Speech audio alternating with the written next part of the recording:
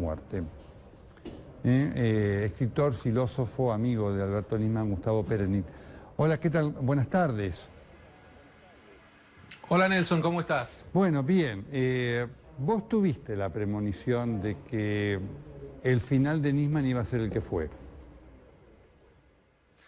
No sé llamarlo premonición, estaba claro que lo amenazaban mucho, que él era bastante irresponsable en la respuesta a estas amenazas, se sentía muy protegido por el Estado argentino. Y lo que ocurrió fue que cuando entró en la tercera etapa de su investigación y empezó a escuchar a aquellos que estaban cercanos a la presidenta, el Estado argentino dejó de darle esa protección que era indispensable frente a un hombre que combatía el terrorismo en la lid internacional y que estaba siendo amenazado por los terroristas. Él tenía noción de la dimensión a la cual se exponía, más allá de esto que vos marcaste, ¿no? Lo que decís era irresponsable en el sentido de creer que nunca le iba a pasar nada. Tenía la dimensión... Era una personalidad así, muy jovial, rayana en lo adolescente. Y, en fin, él veía esto como su misión y no lo paraba nada. Y me acuerdo, lo presenté una vez en una conferencia que dio en Israel, en donde él comenzó diciendo, yo les quiero decir que esto voy al final, si tengo que poner presa a mi madre, así lo haré. Y lo que él sentía era eso, despertó bastantes risas la metáfora, pero él sentía que esta era la misión de su vida. Después de todo era un fiscal bastante menor en el comienzo de su carrera y fue catapultado a un estrellato que él nunca había previsto y que seguramente no buscaba. Después fue arrastrado a esto, pero lo fundamental para él era su misión y estaba muy consciente de que esa misión conllevaba peligros. Pero me parece a mí que en el fondo, él creía que estos peligros nunca se iban a consumar. Hola Gustavo, Paula García te saluda. ¿Cómo estás viendo los acontecimientos de las últimas horas, esta palabra de Estiuso que ha dado ante la jueza y esta decisión de la jueza? Me parece que se ve luz al final del túnel en estos momentos. Hay motivo para ser más optimista, no excesivamente optimista, pero la justicia argentina en el caso Nisman se ha puesto en movimiento ahora. Hasta este momento estaba siendo trabada por la Procuradora General, por la jueza, por la fiscal. Y en fin, hubo un retroceso de dos de ellas, por lo menos, en este terreno, y es posible que se pueda investigar mucho más. Recuerden los escépticos que cuando se produjo el atentado en la AMIA, en los primeros años no sabíamos mucho, incluso había un grupo de policías falsamente acusados de haber cometido el atentado, y fue gracias a la UFI de Nisman y a los 30, 40 profesionales de una excelencia sin parangón que trabajaron con él denodadamente, que llegamos a saber la verdad entera del atentado a AMIA, cómo el Estado terrorista de Irán lo planificó, lo financió, lo perpetró, el autoinmolado, todos los datos los tenemos. Pero esto tardó muchísimo tiempo. Del asesinato de Nisman ha pasado solamente un año, así que el hecho de que haya sido tan embarrado literalmente y no literalmente el proceso de investigación, el hecho de que hayan montado una maquinaria para tratar de confundir a la opinión pública es motivo de desaliento, pero a partir del cambio de gobierno ya hay menos compromiso del oficialismo con cualquier intento de desvío. Por lo tanto, hoy podemos mirar un poco más optimistas y creo que eso es lo que despierta a que más gente tenga menos miedo de hablar directamente. Todavía este miedo menor o esta disminución del miedo no lo ha alcanzado a Lagomarsino, pero tal vez algún día hasta él ya no tenga pánico de confesar qué ocurrió en esa noche, porque esta es una de las claves. La gran mentira de Lagomarsino es que él dice haberle entregado el arma a Nisman. Esto puede ser refutable desde el punto de vista de la lógica, pero lo que queda claro es que a ese arma lo mató a Nisman. Entonces la gran pregunta es, ¿a quién se la entregó? Y eso no lo sabemos. Lagomarsino es una especie de figura paralela a lo que fue Tejeldín en el caso AMIA, que es el hombre que entrega el instrumento del delito y no se sabe hasta qué punto él estaba involucrado en el delito en sí y tenía conciencia de a dónde apuntaba esa entrega. Gustavo, en este marco,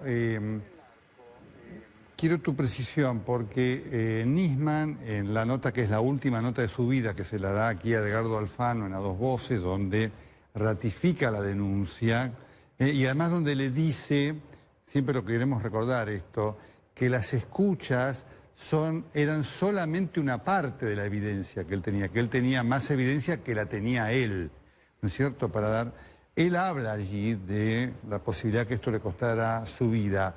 ¿Crees que era algo más enunciativo que real en cuanto a la percepción que él tenía de ese riesgo cierto? Yo creo que él se está refiriendo ahí al hecho de que hay muchas pruebas que no son escuchas, sino que son artículos, claro, declaraciones en los diarios, cómo iban coincidiendo las fechas. Por ejemplo, él demuestra claramente este pacto secreto de la Argentina con Irán, y una de las muestras es que por primera vez el gobierno argentino le da la orden al embajador argentino en las Naciones Unidas que, a diferencia del resto de los países occidentales que se retiraban sistemáticamente, y también la Argentina en un comienzo, cuando hablaba Ahmadinejad, el jefe del terrorismo iraní, se le da la orden de que se quedara por primera vez en contraste con el resto de las democracias, y él se quedó. Nisman marca claramente que esto es uno de los momentos en que se ve el cambio de la política argentina. El cambio se produce a partir de la muerte de Néstor, y esto también lo demuestra Nisman en la denuncia. Quien lea la denuncia entera tiene una precisión sobre cómo fueron ocurriendo los hechos, y no le queda duda de cuán fundada está. Pero a lo que hace referencia con respecto a que hay una parte secreta todavía que él no puede revelar, me parece que se refería a los nombres, a la identidad de los agentes de inteligencia argentinos que habían perpetrado el crimen, que ellos habían transmitido la información a los iraníes, porque cuando Nisman, por ejemplo, en una de las escucha que se le está transmitiendo a los iraníes, los agentes argentinos transmiten a los iraníes información sobre él, sobre Nisman, sobre el fiscal argentino. Esto es el acabose, esto era sencillamente un crimen de lesa patria, de traición a la patria, como fue el memorracho, el memorando de entendimiento con Irán. Pero esos nombres está prohibido por ley revelarlos, y por lo tanto Nisman no los revelaba, y creo que en la sesión cerrada del Congreso él iba a poder decirlos, y que se refería a eso. Pero en todo caso, Nelson, esto es un detalle menor, es decir, los fundamentos de la denuncia son bastante públicos. El que tenga paciencia para leerlos e interés puede hacerlo, y se va a sorprender del grado de minuciosidad con el que trabajó Nisman. Vos hablabas recién de Lagomarsino, y la verdad es que todo lo que él nos ha contado, y que ha contado la justicia especialmente, es muy difícil de conocer si efectivamente es verdad, porque es su palabra contra la de alguien que no puede decir efectivamente si es así o no. Vos eras amigo del fiscal Nisman. ¿Vos conocías el grado de amistad, de cercanía, la relación, el tipo de relación que tenían ellos dos? No. Nisman nunca me mencionó a Lagomarsino, y las muchas veces que visité la UFI, creo que nunca me lo presentaron. Él de alguna manera era un trabajador externo, pero creo que Lagomarsino le tenía mucha simpatía a Nisman, le dedica a él uno de su tesis, creo, su trabajo en la universidad, y se expresa con simpatía hacia Nisman, así que creo que le está remordiendo la conciencia en estos días por el mal que le está causando a Nisman y a su familia. Pero si bien decís correctamente que es imposible saber la verdad, porque un careo entre Nisman y él no es posible, lamentablemente, y por lo tanto es la palabra de él contra la de una persona que nunca puede defenderse, pero a pesar de eso, hay datos que revelan a las claras que Lagomarsino miente. Uno de esos datos es cuando Lagomarsino inventa que Nisman le pide el arma para proteger a sus hijas, porque como iba a ser domingo y él salía con ellas los domingos, necesitaba el arma para protegerlas, que le iba a poner en la guantera del coche.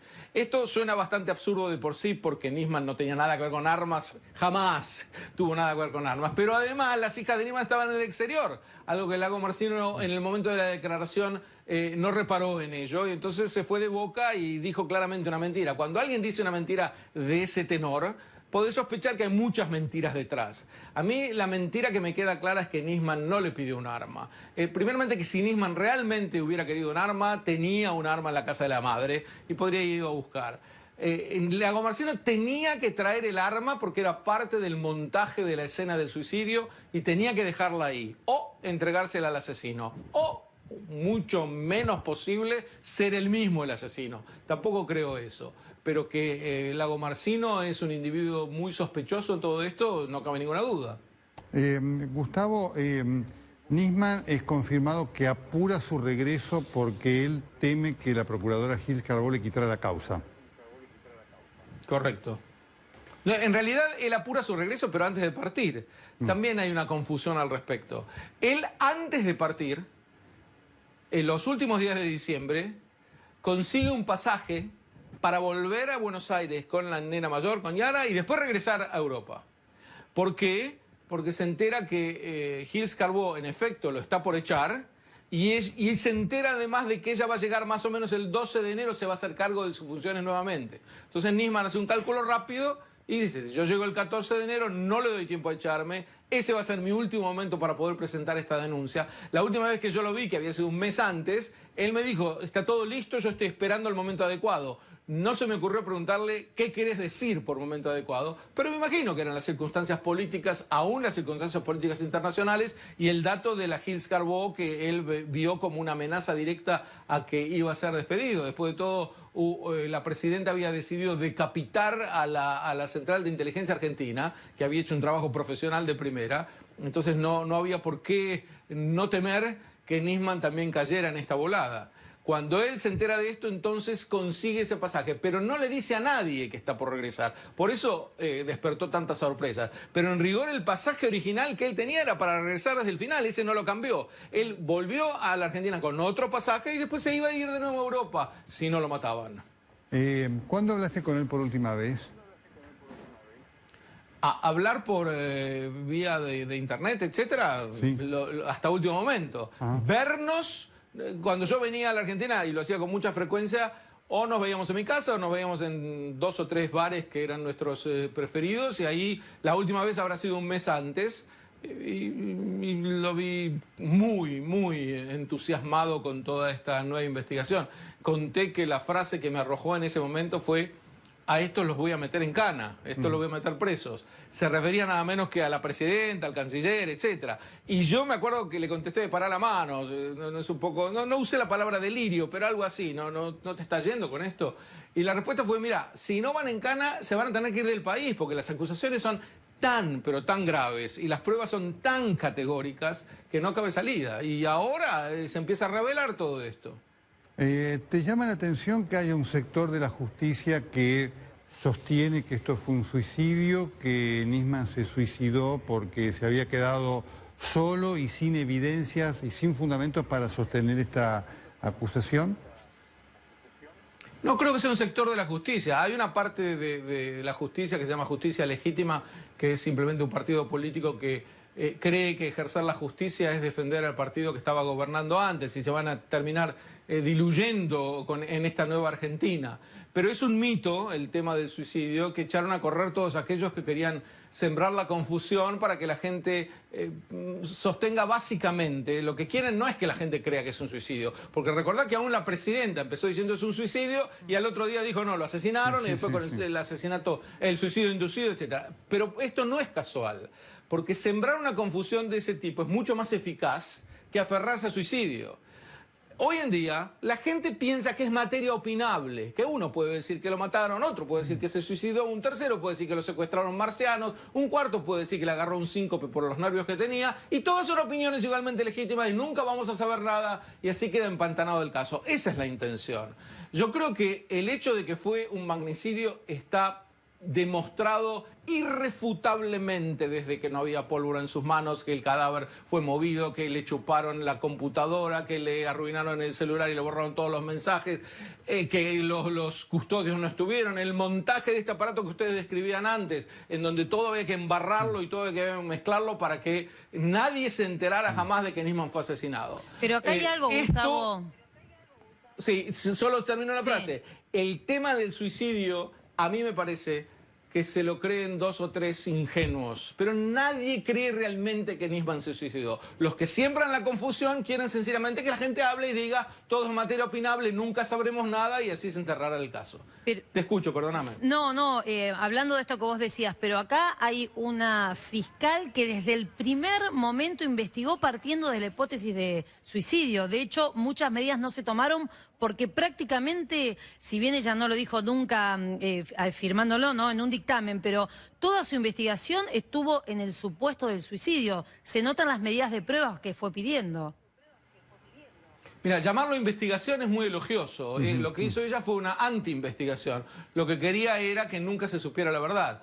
y también es muy generoso para con la fiscal Fein, que es una mácula de la justicia argentina, que la justicia argentina nunca se va a sacar y que creo que tendría que terminar en la cárcel esta mujer por lo que hizo no solamente con la familia de Nisman, sino con la figura de una persona que no se puede defender, con la justicia argentina. Cuando uno se da cuenta que quien viene a investigar es precisamente el que quiere embarrarlo todo, te da una sensación de impotencia y de depresión. Pero lo que decía es que es muy generoso llamar a esto la hipótesis del suicidio. Era el mito del suicidio. Y es cierto, la fiscal Fein desde el comienzo lo que quería demostrar es que aquí había un suicidio. Pero se olvidó de que había una posibilidad de asesinato que era lo primero que ella tendría que haber investigado a fondo. Claro. La primera es descartar el asesinato. Y esto ni lo tocaba, al revés. Cuando algún testigo decía algo que pudiera apuntar en esa dirección, ella o hacía que no lo tipiaran, lo que decía este testigo, o trataba de desalentarlo. Incluso a Sandra Arroyo, la ex mujer de Nisman, le dice, y sí, Nisman debía estar muy preocupado por lo que iba a presentar en el Congreso, ¿no? Tratando de que Sandra conteste con un suspiro o con una monosilábica respuesta